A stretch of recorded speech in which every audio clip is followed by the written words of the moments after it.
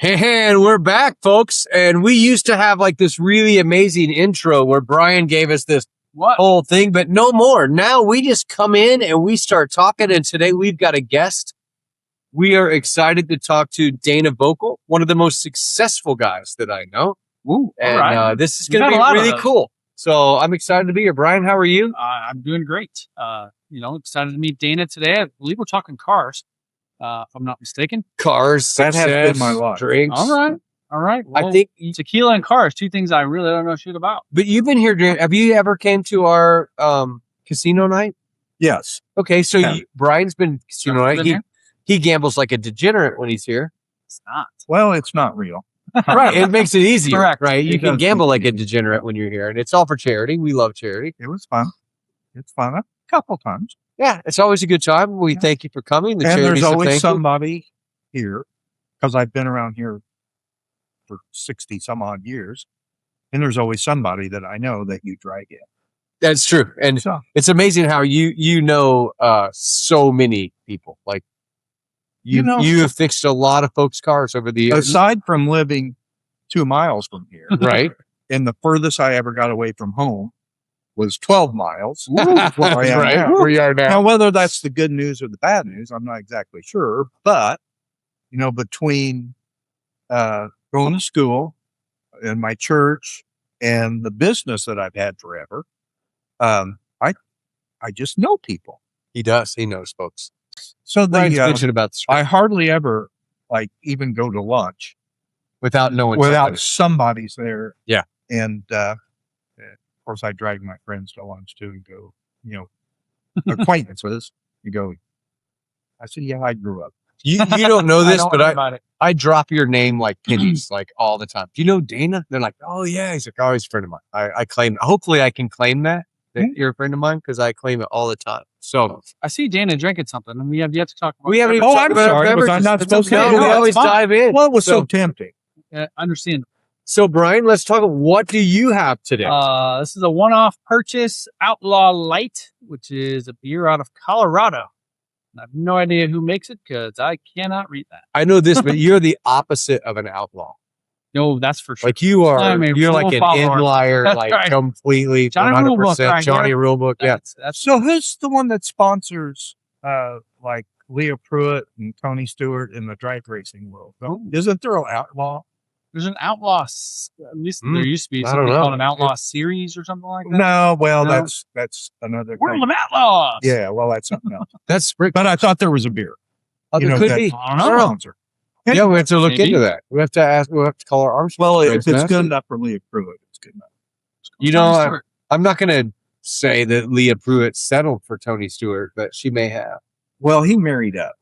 Oh shit! Yeah, he did. Yeah. So what am I drinking tonight? I am drinking Siempre. Look at that, the dancing bottle. I wore the shirt backwards just because. Oh, see, I wasn't going to call it out. You shouldn't have said anything. Can you tell? No one would know. I know, but I knows. love this shirt. I love the dancing bottle, and I love me some Siempre. My friends Rick, Monica, and Alex, and Sergio Cruz, the best master distiller in all of master distilling, make this tequila. This is their Supremo. And fired up to drink it, fired up to share their brand. No, it is not. This is a Johnson Brothers brand, but maybe someday. But cheers to Sergio and my friends Alex and Monica. Right. And then what do we got over here? Jaguar. And who makes that? Sergio Cruz. Sergio Cruz, I think the best damn distiller in all of Mexico. This one, Añejo. Yeah, is it an Añejo? I believe. Yeah, look at the bottom. Añejo right there. And Almador I'm pretty impressed. Yeah, owned by Macaulay Williams. Sure. Yeah, I'm pretty sure it's Macaulay Williams. Macaulay's going to be mad if I forgot. Well, I'm typically a bourbon drinker, and I asked Brad, I said, Añejo is the way to go if you're a bourbon drinker. You have a lot of tequila here. There's 1,000 bottles. Tell me something that a bourbon drinker would like, and I'm pretty impressed. It's pretty close. Nailed it. Probably got a bunch of those that'll switch you over, and you'll feel better when you drink tequila. And you drink too much tequila when you wake up the next morning. It's okay when you drop. Like, here's where I made the switch. It's like I drop my keys on the floor in the morning, and I'd be like, I have to kick those over to someone to pick those up for me because it's dizzy down there. Tequila the next morning, you're not dizzy when you pick your keys up. So I kind of listened a little bit. Yeah. And there's more natural tequilas made. Correct. And those are, let's just say, better for you. Cleaner. Yeah. So the cleanest alcohol that you can drink for your body is definitely tequila. Now, I'm not going to say that this is a PSA to be healthy and drink tequila because it's alcohol. But when you're drinking agave spirits, mezcal, bacanora, raicilla, Well, it's kind of tequila, habit. it's better for you. This is better for you. Okay. There you go. Now Well, you know. Now you know. And I'm pleased. In the words of NBC, we're going to go boom, boom, boom. Now you know. Okay. The more you know. There it That's is. what it's all That's about. it. The more you know. All right. So, Dana, we like to interview successful business people. And somehow you got it right. Somehow. No, I'm not- listen, when you backed into something, let's say you push the button to your garage door to open it and it's already open and you back out into it and I you may have crash known into somebody that did that. That was me. You're the guy that you go to, or when the car in front of you was supposed to go at the circle and they didn't and you did. That happened to you too? Yeah, Yeah, that to me too. What else? What about When you're doing snow removal and you back into the light post that's running across the parking lot. So Or if you happen to notice when I backed into your drive, you backed it, of course. Good You for want you. to know why? so you did back into. So something? when I pull out of here, You don't hit that. I'm post. not going to hit Sissy's car. There you go. So Dana has owned one of the most successful collision repair companies in the Indianapolis area. Very respected. Everybody knows Voelkel Collision Repair. So how did you get started in that business? What was the starting point? Well, it goes back to my dad Okay. and my uncle, and they actually somewhat kind of, let's say, competed with each other. Oh, Although, wow. well, brothers do that, Yeah. as they do. as they do. And one of them wrecked their car, and they were all mechanics. I mean, nobody. We just fixed everything. and my uncle did this one car, and of course, my dad goes, "Well, hell, I can do that good." And the next thing you know, I mean, we Fixing everybody. where we were doing mechanical work and collision work. Hmm. And we were buying and selling repos and just anything we get our hands on. And I'm going back 14 years old. So 1912. Yeah, back in the too. The 1900s? And 1900s. We're going back to the 1900s. I mean, literally, what I painted. Well, number one, my dad was trying to paint and he couldn't see for anything. And I said, "You'd miss this, or it's dry here, or what?" And finally, he just handed me the spray gun, and that was it. So you were the official car At that painter. point, I was the painter, and At age 14? at 14 years Wow, old, I okay. painted my first car Wow. all by myself because my dad was a truck driver by Okay. trade, and he left. He goes, "Hey, I got to go. I expect this be done." 65 Mustang to be red when I get home." Ooh. And okay, and I did. And that was the start of the whole thing. Well, for the most part. Gotcha. Yeah, like I Okay. said, we tinkered and fiddled. Yes.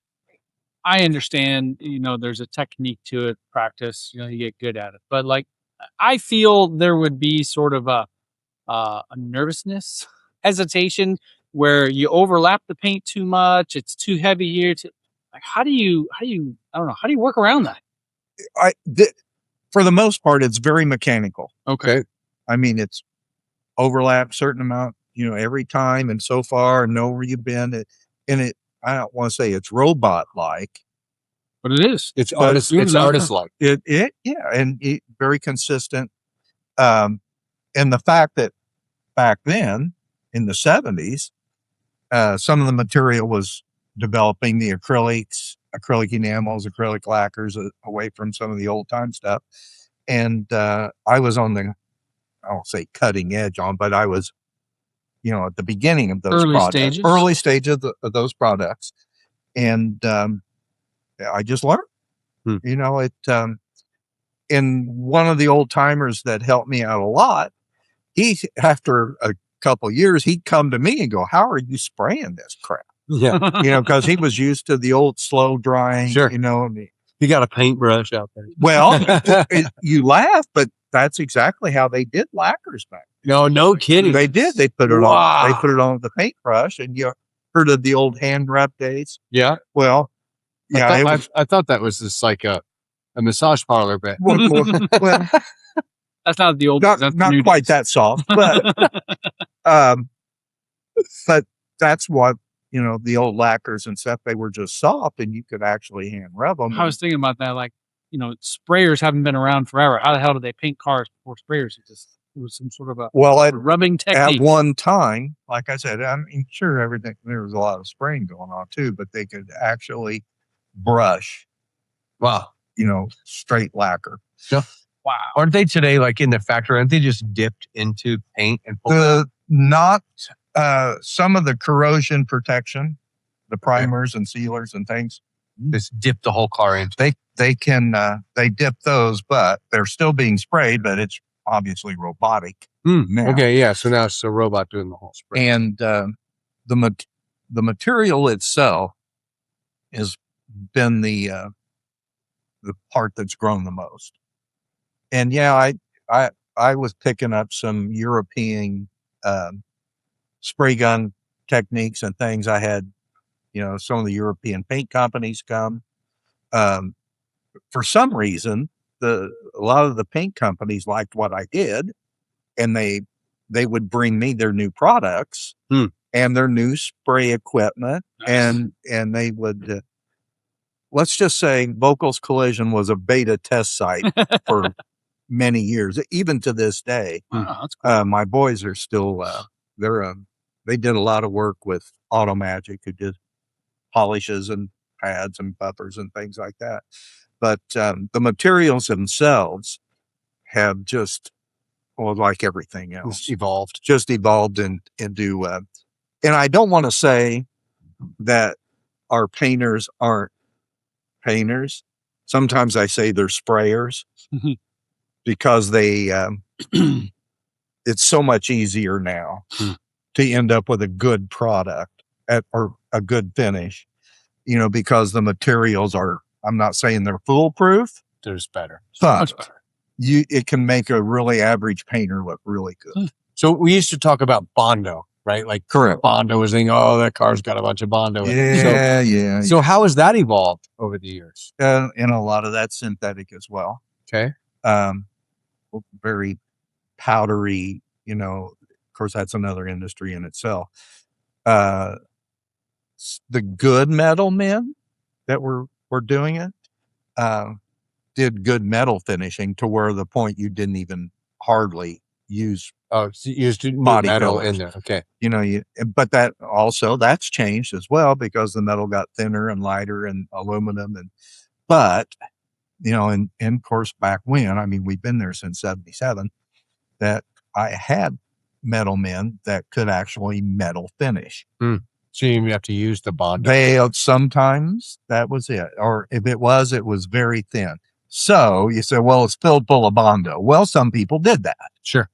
And we never did.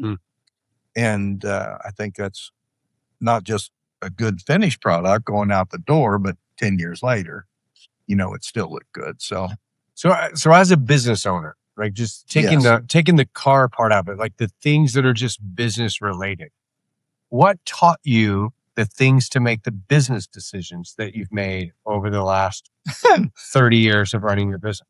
Necessity. Okay. Desperation. Just figuring it out. And the fact that for the most part, I didn't have a choice. Okay. I mean, this is the direction I chose. I was a fairly decent student in high school. And then I was set up from some General Motors people to go GMI and do, engineering. Mm-hmm. And for some, I just always loved cars. Mm-hmm. And I was already doing this. And quite honestly, even back then, when a lot of my buddies were, gas jockeys for $25 a week, and even back then in high school, I always had money in my pocket. If they were making 25, I was making 120. Nice. Nice. And it was kind of hard to let go of, because at that time it didn't, trust me, it didn't always work out that way later on. But when you're in high school and you got money in your pocket and you're driving cool cars every other week, living the life, That baby. explains how he has a hot wife. That explains it all. That's how he got that hot wife. Yeah, well, she is. He married above. I did outkick my coverage. He outkicked his coverage. And I understand this. she had.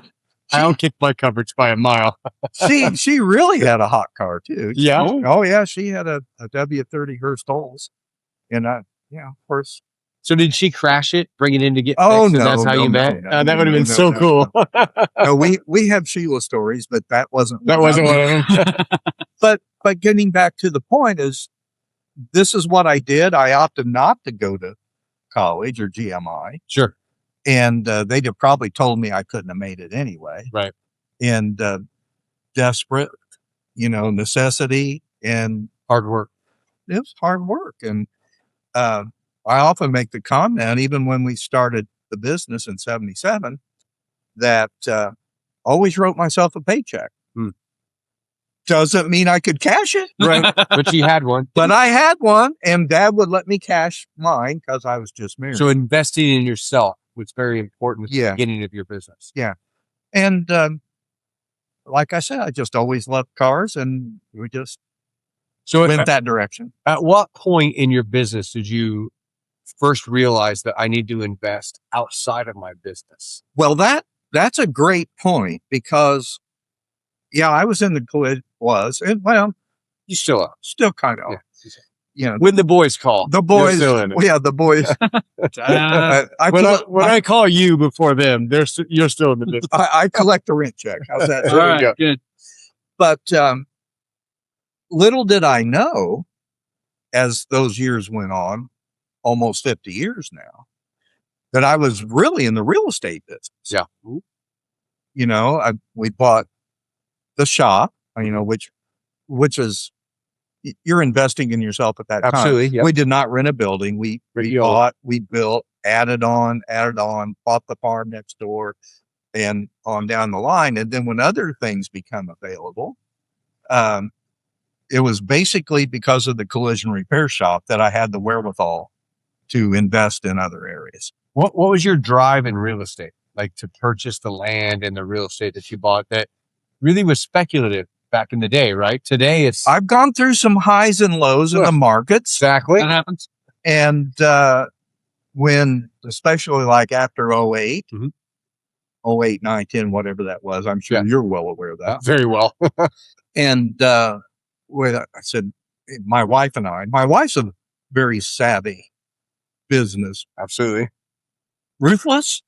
And she comes from a real estate family. She comes from a business family, which is Yeah. actually one of the reasons I loved her, and how we still get along so well, because she tolerated being in business, because it's not for everybody. Oh no. And I don't care what business you're in.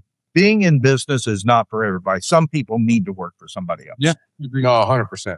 That's a big nugget. So when she and I, of course, she's seen the market go, and I look at, multiple zeros and commas, disappear. So when this comes, and we didn't, we hung tight. Yep.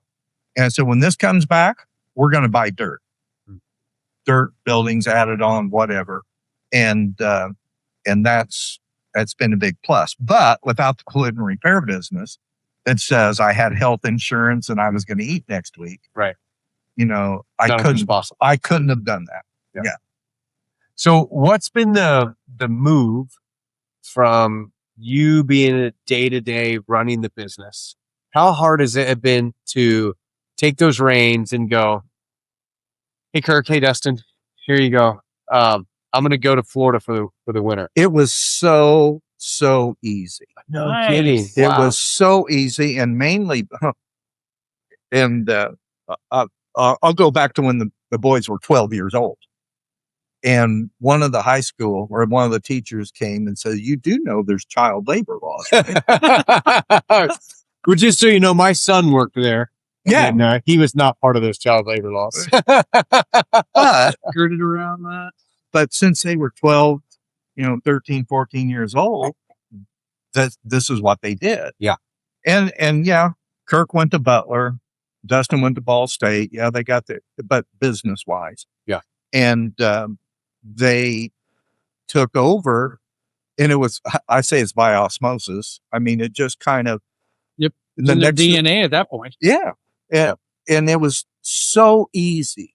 And they just, every day, every week, every month, they bit off a little bit more. And the next thing you know, I didn't have to do anything. And are they doing like car repairs themselves? Are they good at that kind of stuff? Kirk is very good at the front office, and Dustin's just as sharp as but he's more of the back. Well, I would say manager. Back of the house. Back of the house. Yeah, he's just got "go" tattooed on his butt. I mean, he just, you better have your track shoes on if you're going to be there. I'll say this: over the years, that as we had a fleet of vehicles, and when something happened in one of the fleets, I'd call Dana and go, "Hey, this bonehead did this," or "I did this." Like I wasn't above that bonehead. But now I feel completely comfortable just calling Dustin or Kirk and going, "Hey, I got this issue." This latest one that I have, I didn't even call Dana. I think you were shooting prairie dogs like in Montana or something. And I just went to Kirk and said, I hit a pothole like 80 miles an hour. I think I've ruined my Range Rover, and I took it in there to vent. And I didn't call you and bother you because they have such this control and understanding of the business today. And that's a real story or testament of how you've been able to pass on what you do today. And once again, as the industry changed, technology and what have you, which Kirk is really good in tech. And Dustin's good in tech in the back end with some of the measuring. And of course, right now we have to check every car for blindside cameras. No, it's crazy. So it is absolutely. We have to check every car before we start and after we finish. But the standing joke was, and I had some vendors that, "Hey, let's go to lunch," and so on. We'll sit around the lunch table and say, "Well, Dana, when did you retire?" And I said, "I don't know, 4 or 5 years ago, I guess." The boys go, "Try 10 or 12. You've been pushing the work up on them for years. I go, they go, "Well, Dad, you were collecting a check, but who said you were doing anything?" Work, yeah. And I said, "Well, in fairness, we did do a lot of mountain biking while they were working. So, well, that did happen, and which I kind of missed, by the way. Me too. But no, they. I couldn't have left it. I couldn't have left it. We don't need to break the hips. That's both of our fears. Yeah, I ended up in the giggle weeds by myself. I'm going, yeah, what are you doing? Yeah, and I outran my confidence several times, didn't I? Yes, you have. We have other mountain bike stories, but that's beside the point. But the boys, it was seamless, absolutely seamless. Now I don't know that I did them a favor. It's hard. Yeah. And anytime you're dealing with insurance carriers, it's hard. And yeah. Well, I got to say, that my confidence in your company is very high. And one of the things that just recently showed itself was I did hit a pothole in my Range Rover. I did I'm sure you're going about 120. We're going to say, I'm not going to say that. Not in front of the insurance company, but I did a significant amount of damage. And I took it to you guys first because, one, I know you're going to do a good job. And two, I'd rather give my money to you guys than anybody else. Right. And I dropped the truck off, and Kurt, he instantly said, "Man, this could be a challenge." And Dustin was like, "Well, Range Rovers are a challenge." Dustin's like, "This is a major challenge." He's definitely the optimist or the pessimist in the program. realistic. Yeah, he's very realistic. So they went through the whole thing, and they said, look, if Range Rover plays nice, we'll be able to do all this. No worries. But if they don't play nice in the availability of parts, part numbers, and all those things, we're not going to be able to help. So Kirk called me, and he's like, I'm going to be gone, but Dustin will be there. And Dustin's like, we can't fix none of it. And what happened is so many part numbers weren't available. And Range Rover wasn't able to tell them, this is the part number, this is the price. And they were like, I have heard this many very times. coveted of being able to do anything. And he said, I know we'll do a great job for you, but we're going to do a disservice because we can't get the service that we need. So just take it to Range Rover. And besides that, we'll just let Range Rover pitch you off. Yeah, and I said to him, I said, well, how much, I mean, you spent 2 days ripping it apart. How much do I owe you? And they're like, well, you don't owe us nothing. I was like, I still feel so guilty that I'm going to hand you a check on the way out. yeah, there's we're gonna get some good tequila. But I feel guilty. You know what I mean? Because I always do. they did something for me, and I don't have a way to repay them. But they also know that if anything ever happens, that I come there first. Correct. So they said, Well, "Here's we do have a long standing. oh, yeah, we've dealt together for a long time."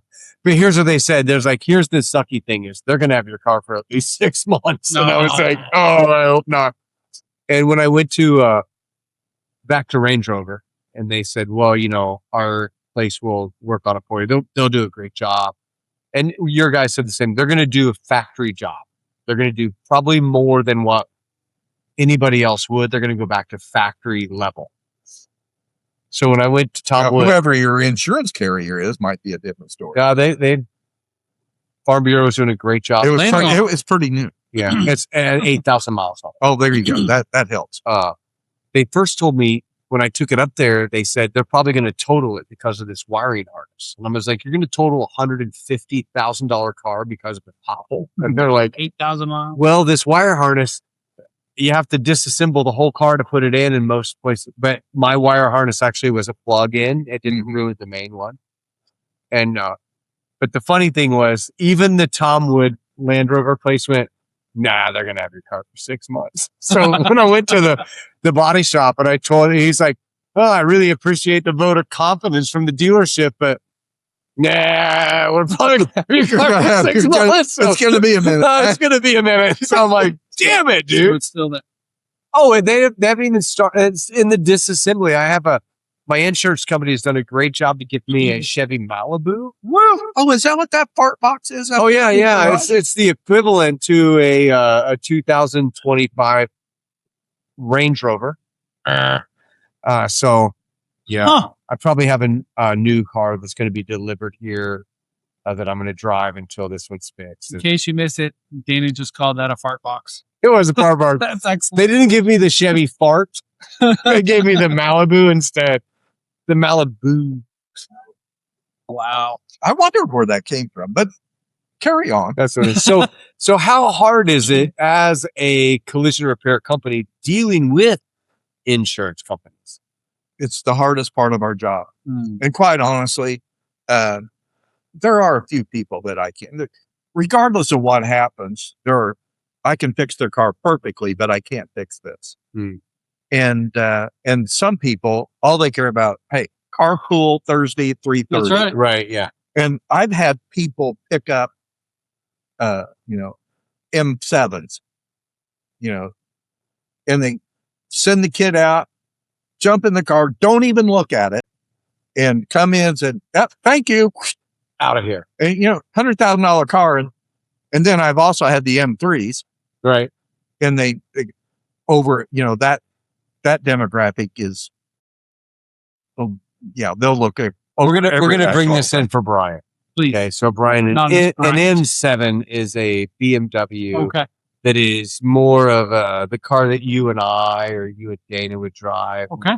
But the M3 is more of the douchebag vehicle. Okay. Let's say entry. Let's say entry Not level. to say mean, but they're the race car, Uh-huh. a little more douchey, Uh-huh. sports car racer guy, right? Okay. Yeah. That maybe- Something they can afford. And they couldn't afford the M7 Okay. because the M7, you might want to register that in Montana.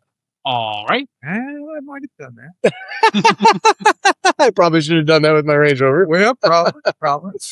So it's the different clientele. Got it. But here's the note is he's fixing those kind of cars. He's not fixing, you'll fix Well, a fix Taurus. anything. You'll fix a Taurus or a Malibu. Absolutely. If there was some Bondo in that Toro, that Malibu, it'd be fine.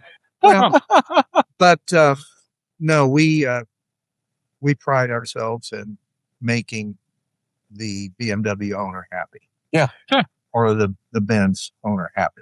On the same note, we were a landscape company that you fixed our trucks that Correct. Nimrod backed into a pole. Who Correct. would have done that? All of it. Everyone. All of the drivers. But you also have to understand the demographic that we have up here. Right. Yeah. I mean, north of here. Oh, yeah. I mean, those people come in and Fisher's people got nice cars. Fisher's people, Guy's people have nice cars. Okay. So most expensive car that you've ever had to do a repair on. It's a funny story, but when we hit Erie Insurance Company with a $7,000 bumper cover on a Bentley, Nice. and they said, well, this is ridiculous. This gets a Bentley. Well, it's a Bentley and you insured it. So, There you go. and well, we can't do this and we can't. Well, okay. This is where it really gets better. The demographic says, Mr. Bentley owner, your insurance carrier is not paying for you a Bentley bumper cover. Would Right. you like one? Yes, I would. Fix my car. Yeah.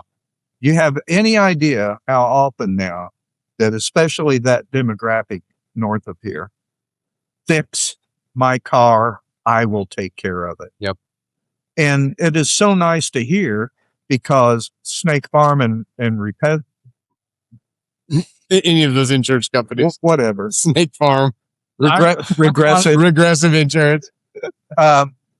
they always think that they know better than So what's that like when somebody owns like a Ferrari or a Lamborghini? And There's just some things we stay away from. okay. But, we're not going to do a Ferrari or a Lambo. Or Those aren't something that. now the Maseratis, yeah, okay, whatever. What's a Ferrari? Engine Poor wise, guy's it used to be. I think even Maserati start building their own engines. No, it's still Ferrari Motors. Still, Yeah, it's owned by Ferrari. It's a Ferrari engine. okay. Anyway, but there's just some cars that you know what. So when something happens to a Lamborghini or a Ferrari, what do you do? Where do you go? They usually repair? the owner usually sends them to Chicago. Okay. Ooh. So they Okay. have to Lambo. You go back to Yeah. Lambo and they have a place. They send a truck down there. Is that it's something crazy to try to repair? Yeah. You think getting parts for Very a Range Rover is specialized. hard? Yeah. I mean, the Range And Rover. a lot of them, they just, they won't sell them to you. They don't even share that information. No. Tesla started out like that. Tesla's easier today. It is easier today.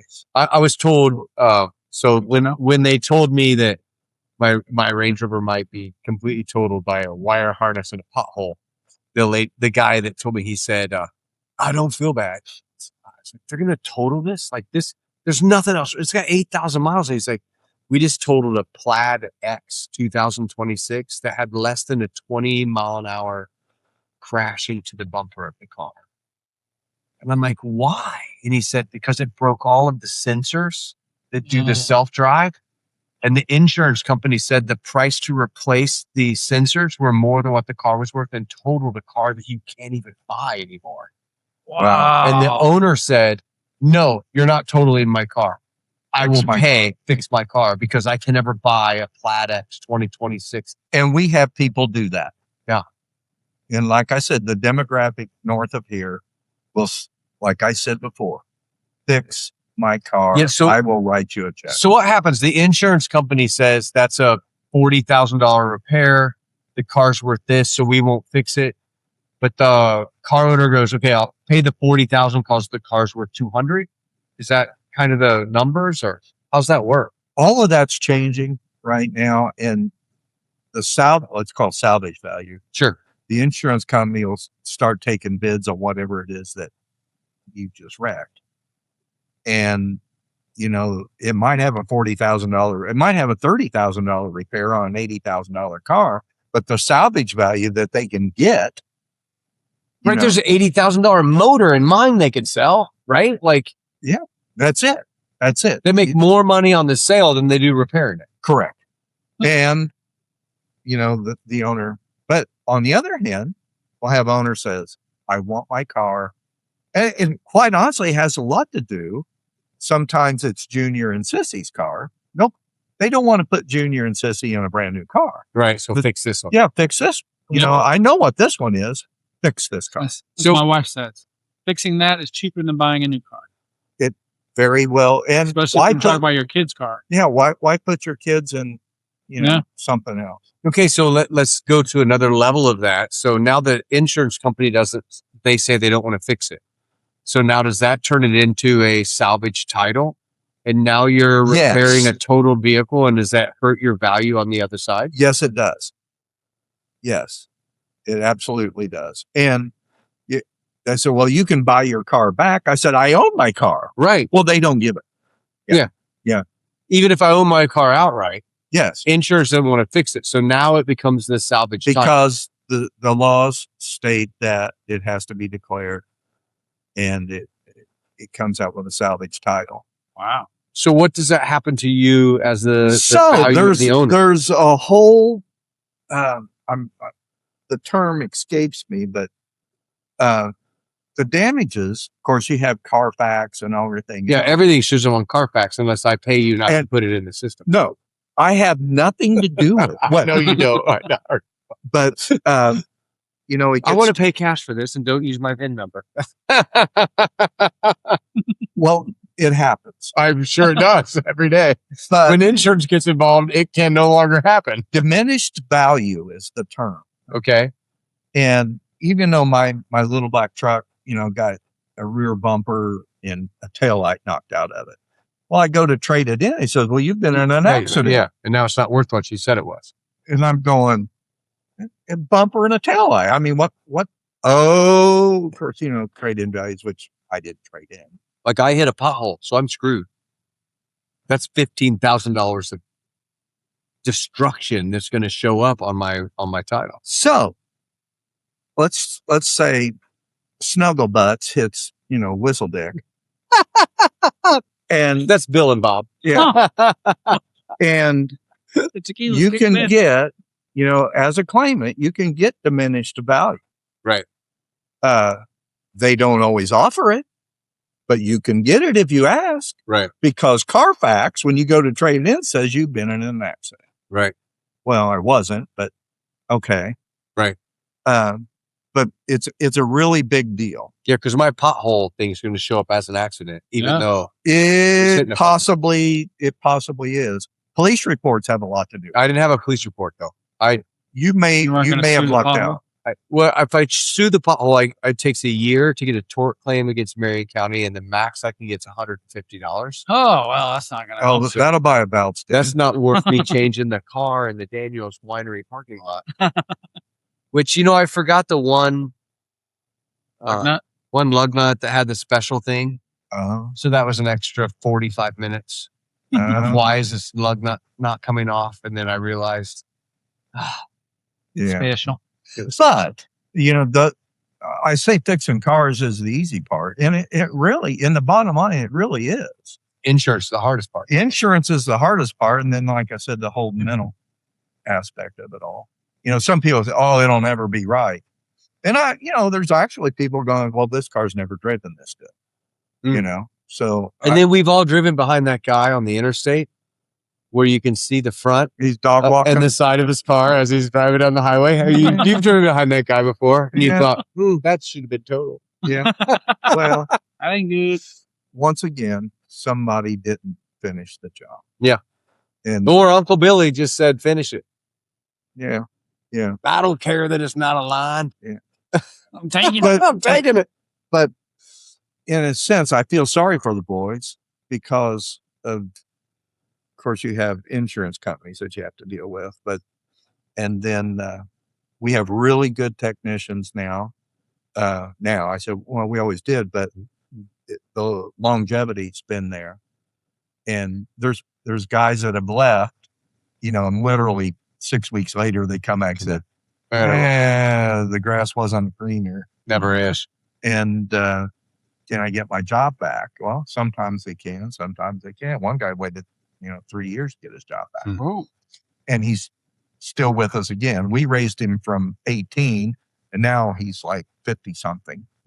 He left for a couple of years and man, take me grass back. ain't take me greener. Well, my son worked for you, and those were some of the best years of what he learned and his work ethic he learned from you guys. And he as much already as had a any- good work ethic already. As much as anything, who shows up when they're supposed to? And hey, can you help me another 15 minutes? Well, and Blake broke his femur and had a whole issue, and you guys made sure that he could still work, and you did all the right things. So all of the years of owning a business, Yes. right? Looking back today, Yes. now that you're, old and decrepit, and looking back over all of the years, what do you This say? past year has been challenging, And I say that jokingly, and I love you. And So looking back over all the years of running your business, yes.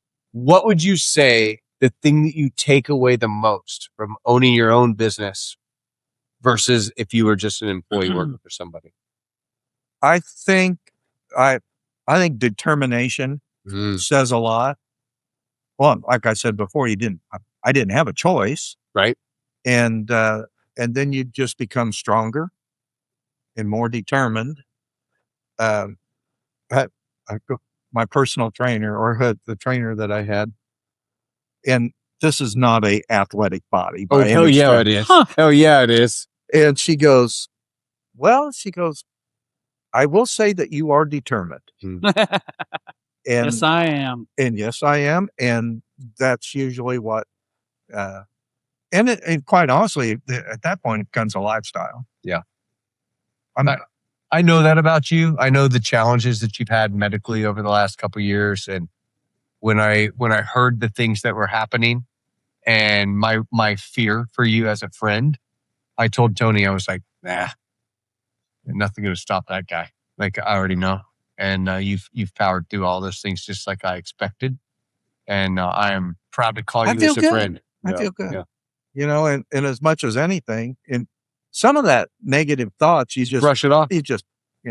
Another day in therapy. You've always brushed that off. In all of your business world, all of the work you've done, you've always went, Well, if you want to defeat yourself, then you can dwell on it. It's easy to do that. It's very easy to do that. And at 70 years old, it's really easy to do it. Yeah. I'm not turning, the mountain bike trail in 12 minutes anymore. No, me either, Dana. I wish I was. I'm still running, but nonetheless, determination, I say, kind of was my mindset. Awesome. I may not have known it. Yeah. What was you going to say, Brian? Well, no, I was actually going to say, for those who are watching and interested to know where can one find Voelkel Collision Repair? We are at 6201 Oak Landon Road. And I say Family Leisure is right next door. It's a great marketing tool. We're right next to Family Leisure. I know where that is. They're right next to us. That's right, they are. We were there first. That's right. And everybody seems to know where that is. Yeah. We've been there. No, it'll be 50 years, January. And I'm telling you, if you need any kind of collision repair, that's the place to go. So, Dana, I want to say thanks for jumping out of your house tonight, driving down here to hang out with us. So far. Well, you kind of worried me about some of the other things. I know you do some podcasts, and I was, let's say, a little concerned, timid about jumping into what the He's going to have you stick around. He's going to have you stick around for one of those episodes. He was like, okay, I've been watching your tequila podcast, and what do you want me on here for? You have a good following, by the way. It's growing. Yeah, it's been really fun. All of this is because of Brian. I can't thank him enough for telling me to do the tequila content and how that's turned into not only a great channel, a great hobby, becoming a tequila sommelier, turning it into a business. Can you spell that? Sommelier is like SOMMLIER. Or maybe you can. Look at you, Oh, dog. I don't use words I can't spell. So then also owning now, my wife owns a distribution company. We're creating a whole business around this. It's been a lot of fun. All because And I told you to I make could probably tequila use a little videos. more distribution. We got you. We Okay, got you, my brother. friend. I think you should do an episode with them. A whole tequila episode? Absolutely. We'll do this right after this one. Absolutely. You got it. Are you going to stick around for it? No, I got to go home. I think you have to. Thank you for watching Indiana Success Happy Hour. Dana, thanks for being on the show. We'll see you next time. Been Cheers. fun. Thank you. Cheers, folks.